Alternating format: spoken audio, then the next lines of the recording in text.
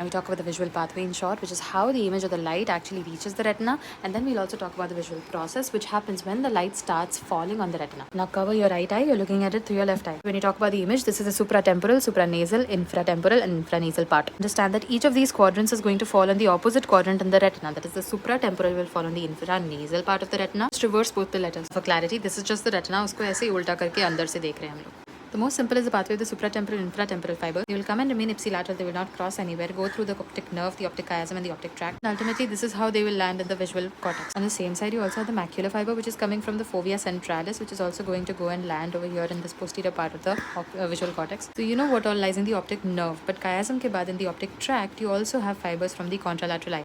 ST and IT of the contralateral retina will also come here. But infratemporal को थोड़ी मस्ती हो रही थी तो उसने एक knee of Willebrand भी दे दिया बीच में, which came to lie in the nerve. For diagram clarity, I've only drawn one side, but we have fibers coming from everywhere else also. Now let's go ahead and make defects in the eye. So suppose I cut the left optic nerve. Very straightforward. The input from the entire retina is gone, so we have left eye ipsilateral blindness. Suppose I make a lesion just before the optic chiasm. Knee of Willebrand is gone, so we have the infratemporal fibers of the contralateral eye gone. Infratemporal fibers gone means superior nasal part of the image is going to go. So left ipsilateral blindness plus junctional scotoma. Get it? Junctional scotoma. Now I'll just cut it at the middle. So all the medial fibers are gone on both sides. So you'll have bitemporal hemianopia. Next I'm going to cut the tract. So see, both side ka left retina will be blind on the right side, which is right homonymous hemianopia. Suppose I make a lesion in the anterior part of the temporal lobe. So this Mayer's loop, which was coming from the infratemporal on both the sides. Infratemporal gone on both the sides. So we have a pie in the sky lesion with macular sparing because the macular fibers do not come here. Understand that the inferior fibers, the blue fibers are like this, and the superior fibers are coming from up like this. They are looping over. So if there were to be a damage here in the parietal lobe, there would be a damage to the superior fiber, which would now result in an opposite lesion, which is the pie on the floor. It's called homonymous inferior quadrantanopia and homonymous superior quadrantanopia, by the way. Remember, in right homonymous hemianopia, we had the entire left optic tract gone, including this yellow macular fiber. What if we cut the optic radiation? After the macular fibers have already given their input to the cortex, there will be macular sparing. So this will be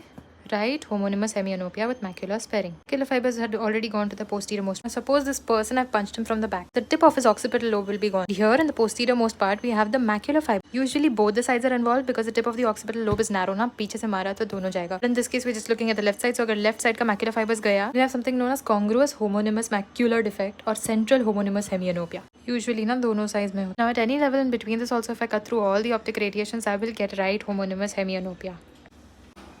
Now the last lesion, suppose we have in the anterior most part of this visual cortex. Here we had the extreme nasal most fiber. If those are gone, you have a crescentic contralateral temporal defect. Now you've understood the pathway that this image took to your brain. The big question is the same question I've always had as a child. Is everything about this image that is existing in the outer world, that is the color, light, vision, whether it is moving around or not, how does this precisely convert into chemical and electrical energy that goes to my brain? Do all of that in depth in my next shot.